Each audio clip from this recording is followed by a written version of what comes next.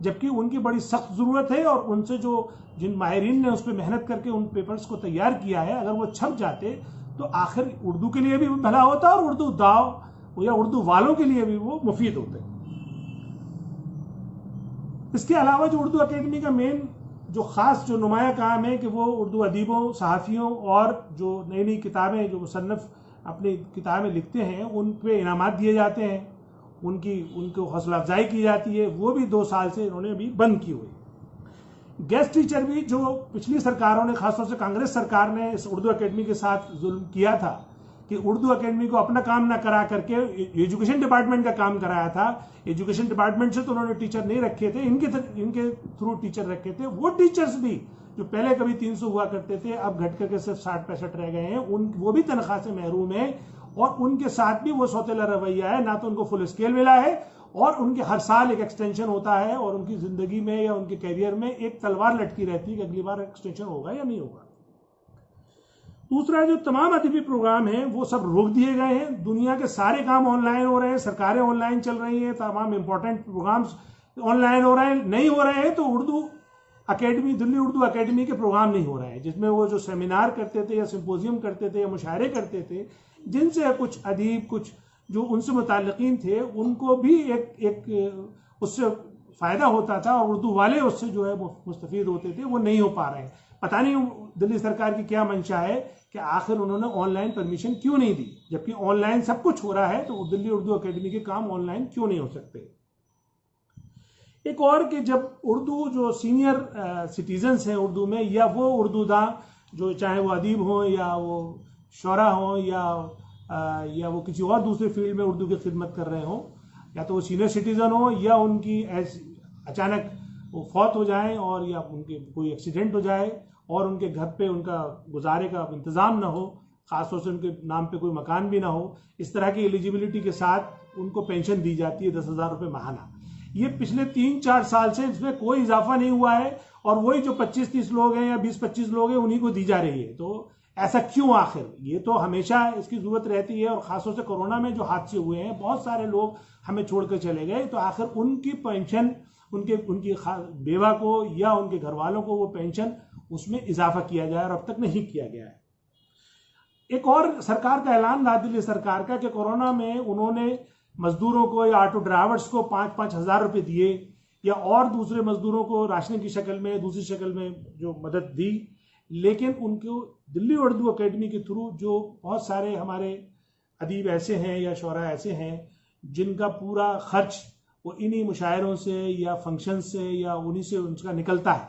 अब चूंकि कोरोना की वजह से ये सारे फंक्शन बंद हैं, अब वो बेचारे उतना अपनी जो उनकी अज़दवाजी ज़िंदगी या जो रोज़मर्रा की ज़िंदगी की ज़रूरियात हैं वो पूरी नहीं हो पा रही हैं। तो दिल्ली उर्दू अकेडमी ने या दिल्ली सरकार ने उनकी तरफ कोई तवज्जो नहीं की, ना उनके लिए कोई मुआवजा दिया, ना कोई एजाज़िया दिया, ना कोई उनको माहनामे का डिक्लेरेशन किया। तो अब दिल्ली मजलिस, चूंकि अब जब से मैंने जिम्मेदारी संभाली है, मैं समझता हूँ कि इन इदारों के बारे में गुफ्तगू की जाए और ये मंजर आम पे लाया जाए कि आखिर ये इदारे इतने सुस्त क्यों हैं और सरकारें इनके साथ सौतेला रवैया क्यों इख्तियार कर रही हैं। तो अब हमारी इस प्रेस कॉन्फ्रेंस के थ्रू जो चंद मुतालबात हैं, मैं फिर दोबारा से वो दोहरा देता हूँ। एक मुतालबा है हमारा कि सबसे पहले तो उर्दू अकेडमी का सरबराह, उसका निगरां ऐसा उर्दूदा बनाया जाए जो कम से कम उर्दू अकेडमी की जो सरगर्मियां हैं उन पर नजर रख सके या एक निगरां का एक जिम्मेदारी का फराइज अंजाम दे सके। वो जल्द से जल्द ऐसे शख्स को हटा करके, ऐसे अभी वो जहाँ के भी जमुना पार का बनाना चाहते हैं या दिल्ली में बहुत सारे उर्दूदा हैं जो उनके चाहने वाले भी होंगे लेकिन कम से कम वो उर्दू तो जानते हो, ऐसे शख्स को उसका सरबराह बनाया जाए, वाइस चेयरमैन बनाया जाए। दूसरा, अब तक के तमाम मंजूर शुदा मसवदात की तबाअत का अमल शुरू किया जाए, अदबी इनामात जारी किए जाएं, खाली आसामियां 2 माह के अंदर पुर की जाए, कोई किसी तरह का हीला बहाना ना बनाया जाए। चूंकि दिल्ली उर्दू अकेडमी आसामियों की वजह से बहुत सारे उसके काम मुतासिर हो रहे हैं, खासतौर से जो इनके रसाइल हैं उनका ही जब कोई एडिटर नहीं है, एक प्रूफ रीडर से काम कर लिया जा रहा है, एक आर्जी तौर पे काम लिया जा रहा है, तो आप समझ सकते हैं कि उसकी क्वालिटी कितनी डाउन हो गई होगी। नेक्स्ट हमारा मुतालबा है कि उदबा और शोरा के लिए माहाना वज़ाइफ मुकर्रर किए जाएं। उदबा और शोरा हजरात के लिए माहाना वज़ाइफ मुकर्रर किए जाएं। क्योंकि वो लोग इस कोरोना काल में टूट चुके हैं। अगर ऑफलाइन जो उनके प्रोग्राम है, अगर ऑफलाइन नहीं हो सकते तो ऑनलाइन प्रोग्राम कराए जाएं। अगला मुतालबा है नए पुराने चिराग में शोरा की तादाद बढ़ाई जाए और उनको मिलने वाला एजाजिया कम से कम 5,000 रुपए किया जाए, जो पिछली बार उनको 2,500 रुपए दिया गया था। जिम्मेदारियां अहल लोगों को ही दी जाएं। तमाम उर्दू दोस्तों से भी गुजारिश है कि वो उर्दू के जायज हक के लिए मुनज़्ज़म जद्दोजहद करें। मजलिस हर कदम पर उनके साथ है। बहुत शुक्रिया आपका। ये हमारे कुछ दिल्ली उर्दू अकेडमी के ताल्लुक से दिल्ली मजलिस के मुतालबात और हमारे जो नज़रिया है वो था। अब मैं चाहूँगा कि जो हमारे मौजूद सहाफ़ी हज़रात मौजूद हैं वो अगर कोई सवाल करना चाहते हैं तो सवाल कर सकते हैं। वैसे हमारी प्रेस रिलीज इसके ताल्लुक से हमने आप लोगों को भेज दी जाएगी। बहुत शुक्रिया।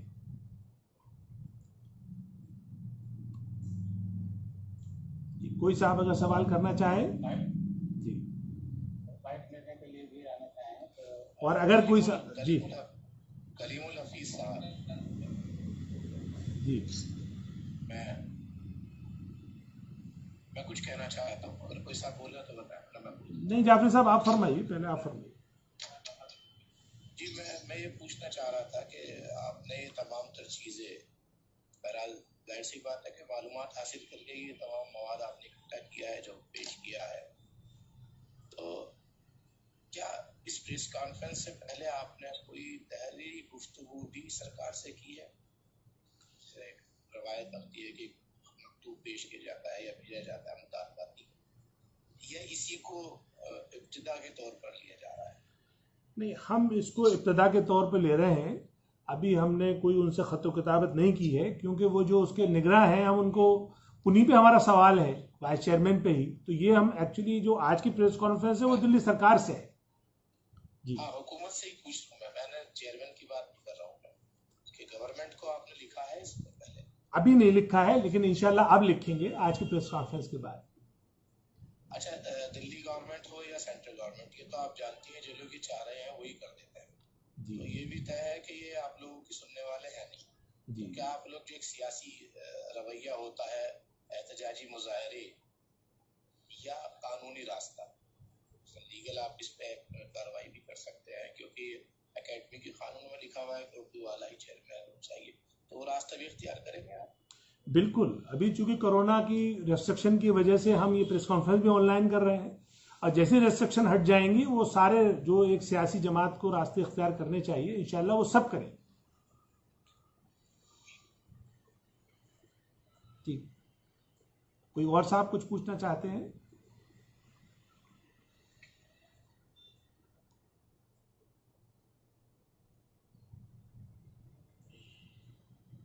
मेरी आवाज आ रही है आप तक?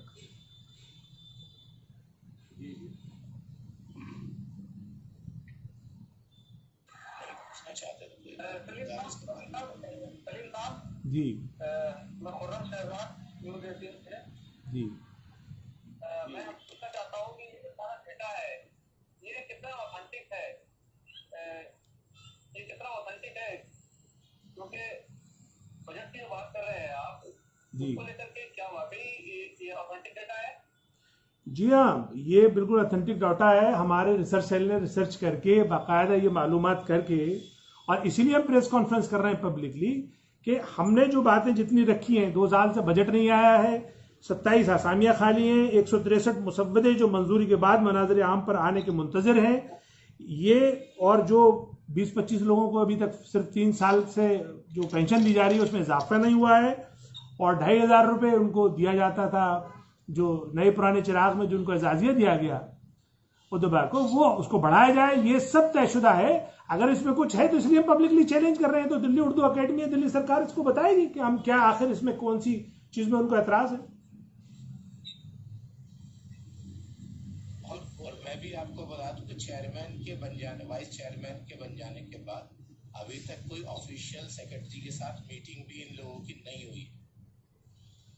हाँ, एक कल की खबर थी कि शायद कोई गवर्निंग काउंसिल उसको लिख रहे थे वो, कि गवर्निंग काउंसिल की मीटिंग हुई और उसमें वो जो दिल्ली सबऑर्डिनेट सिलेक्शन कमीशन ने वैकेंसी निकाली है उर्दू टीचर्स की, जो पिछले कई सालों से पेंडिंग है, उसकी एप्लीकेशन को बढ़वाने के लिए वो मीटिंग कर रहे हैं, जबकि वो दिल्ली उर्दू अकेडमी का उससे कोई रिलेशन भी नहीं है, वो डिपार्टमेंट ऑफ एजुकेशन का काम। वो तो मामला ये है कि कुछ लोग इकट्ठे हो जाते हैं, चाय पीते थे तो उसी को मीटिंग कह देते हैं। ऑफिशियल मीटिंग उन लोगों की तब मानी जाएगी जब तक सेक्रेटरी खुद आके ना बैठे मीटिंग में। हाँ नहीं, जो गवर्निंग काउंसिल होती है उसमें एक्स ऑफिशियो होते हैं, मिनिस्ट्री ऑफ वो कल्चरल सेक्रेटरी होता है, फाइनेंस सेक्रेटरी होता है। मैंने पता किया था कि लेकिन सेक्रेटरी वगैरह जब तक मीटिंग में शामिल नहीं होता तो जी, कितने ही गवर्निंग काउंसिल के मेंबर आके बैठे, वो मीटिंग नहीं मानी जाएगी। वो मुलाकात करना है, आए जाए जी। और वैसे भी जाफरी साहब, गवर्निंग काउंसिल का नोटिफिकेशन सेक्रेटरी निकालता है, दूसरा उसमें फाइनेंस सेक्रेटरी, कल्चरल सेक्रेटरी, इनका दो का होना बहुत जरूरी है। जी जी जी करीम साहब जी, मैं अशरफ बस्ती एशिया टाइम्स से जी बस मैं जानना चाह रहा था कि मैं जब ये जो वाइस चेयरमैन है नए वाले शाहिद मोहम्मद साहब, इनका जब इंस्टॉलेशन की डेट थी उस दिन इत्तेफाक से मैं उर्दू अकेडमी गया था जिस दिन उन्होंने चार्ज संभाला, और उस दिन हमने देखा कि वो 2 जुमले उनके पास थे कि साहब मुझे उर्दू वाले जो कहेंगे उर्दू के हक में जो होगा वो मैं करूंगा, आप मुझे बताइए। तो मुझे लगता है कि आप इस प्रेस कॉन्फ्रेंस से जाहिर सी बात है बहुत सारे सवाल, बहुत सारे सजेशन आपने दिए हैं, बहुत सारी वहाँ जो कमियां हैं वो आपने वहाँ जाहिर करी हैं। हो सकता है कि आने वाले दिनों में वो उसको नोटिस ले। तो आप जो इस बार ये कह रहे हैं कि उर्दू नहीं जानते उनकी वजह से उर्दू का नुकसान हो रहा है, लेकिन इससे पहले जो लोग उर्दू जान रहे थे, जो यूनिवर्सिटियों के प्रोफेसर हजरात थे, उन्होंने उनके दौर में भी ये कमियां होती रही, उनके स्टाफ खत्म होते रहे, सारी चीजें होती रही, मुसविदे तब से जमा है, 3 साल से जमा है। तो आप क्या कहेंगे, इनका क्या हिस्सा है? अभी तो इन्होंने शिक्षा संभाला है, पीछे से जो लोग आते चले आए हैं उनका क्या हिस्सा रहा है, जो पढ़े लिखे लोग? जी देखिए, ये तो सभी सरकारों का मुतासबाना रवैया रहा। कांग्रेस ने भी ये हरकतें की कि सारे जो गैर जरूरी काम है वो सब दिल्ली उर्दू अकेडमी से करा दिए, यानी गेस्ट टीचर ही बताइए उर्दू अकेडमी से रखवा दिए, डिपार्टमेंट ऑफ एजुकेशन भी उनके पास था, चाहते तो वो उसके थ्रू भी रखवा सकते थे, लेकिन चूंकि उनकी प्रायोरिटी थी नहीं। दूसरा, इस सरकार ने भी रोजा अफ्तार तो कराया तो उर्दू अकेडमी से, लेकिन जो उर्दू अकेडमी के जरूरी काम थे वो नहीं कराए। और ये भी बात सही है कि जो पुराने जितने वाइस चेयरमैन रहे हैं वो कोशिशें उन्होंने की और वो कोशिश करके देते रहे सरकारों को, सरकार को मंजूर करके भेज भी दिया, लेकिन सरकार का कभी कान पे जू नहीं रहेंगी।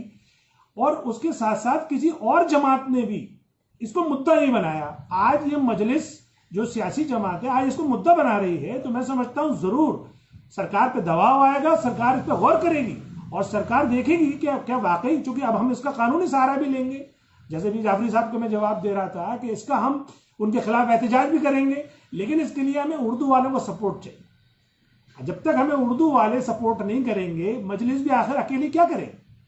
तो पुराने लोगों ने भी कोशिशें की और काम नहीं हुआ, तो जाहिर बात है कि पुराने लोगों पे भी इसका इल्जाम जाता है, लेकिन नए शख्स पे तो डायरेक्ट है ना, नकद इल्जाम है। अच्छा, वो ये कह सकता है मैं उर्दू नहीं जानता। अब रसायल, उनके जो जितने भी रिसाले हैं, अगर उसमें कुछ भी गलत बात छप जाए तो वो तो ये कह सकता है मैं तो जानते नहीं साहब उर्दू। और वो जो एडिटर है वो भी जो है वो आर्जी तौर पे है, तो लिहाजा उसको भी कुछ, उसकी भी जिम्मेदारी नहीं है। तो उर्दू जहां से, या कोई भी जबान जहां से महफूज रहती है या जहां से उसका फरोग होता है, वो उसके रसायल होते हैं, उसके प्रोग्राम होते हैं, उसके सेमिनार्स होते हैं। अब बताइए जो गैर उर्दू था कैसे सेमिनार को हेड करेगा, कैसे सेमिनार ऑर्गेनाइज करेगा, क्या वो समझेगा कि अच्छी बात कही गई, बुरी बात कही गई। और फिर ये बहुत ही मखसूस तबका होता है, उर्दू के माहिरीन कोई मामूली लोग नहीं है, गैर मामूली लोग होते हैं, और उनके साथ ऐसे शख्स को मुसल्लत कर दिया जाए जो न जानता उर्दू, ये तो डायरेक्टली एक जालिमाना रवैया है। इसको तो आम आदमी भी कह देगा। किसी का ना अहल होना एक अलग बात है, अगर कोई पहले लोग थे कम से कम वो अहल तो थे, प्रोफेसर थे। जी जी, आपकी आवाज नहीं आई, आपकी आवाज ब्रेक हो गई ऋषभ भाई।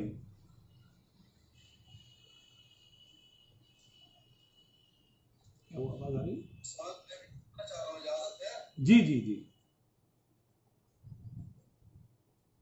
ये एक तो सवाल है कि एक ऐसे शख्स को वाइस चेयरमैन बनाया गया है जो उससे नवातिफ में और काम नहीं कर सकते हैं, लेकिन जब बनाया जा रहा था या प्रोसेस चल रहा था तो क्या आप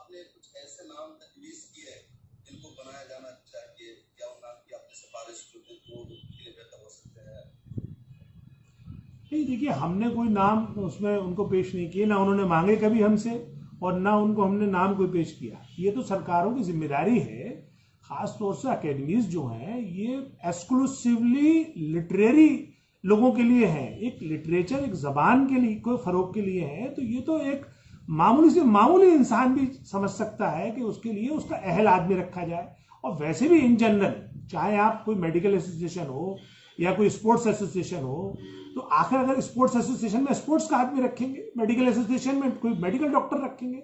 ऐसे ही उर्दू अकेडमी है, इसका तो बाकायदा नाम भी उर्दू अकेडमी, इसमें तो उर्दू दाई रखेंगे।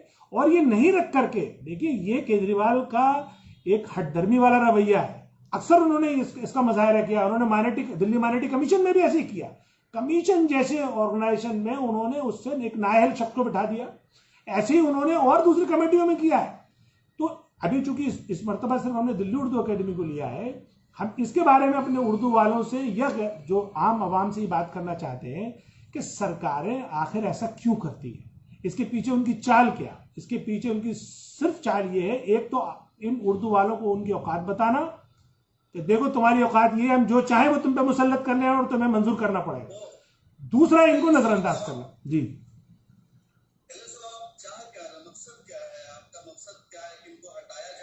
नहीं, हमारा देखिए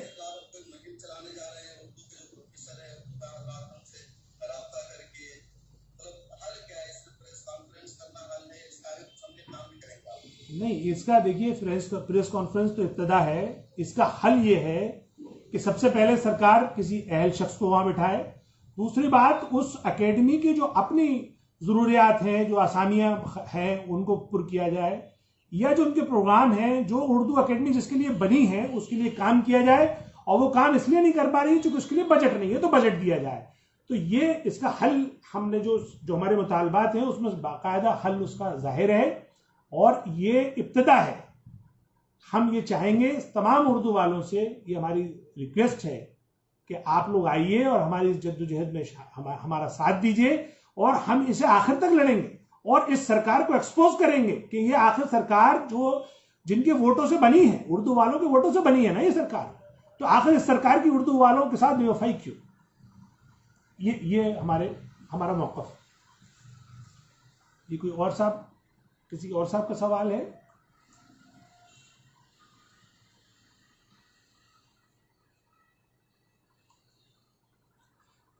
बहरहाल आप लोगों ने हमें वक्त दिया और आप लोगों ने हमारे इस छोटे से दावतनामे पे अपना कीमती वक्त निकाला और ज्वाइन की। हम आपको प्रेस रिलीज भी भेज देंगे, प्रेस नोट भी भेजेंगे, और हम ये उम्मीद करते हैं कि ये आज एक इब्तिदा है दिल्ली उर्दू अकेडमी के ताल्लुक से।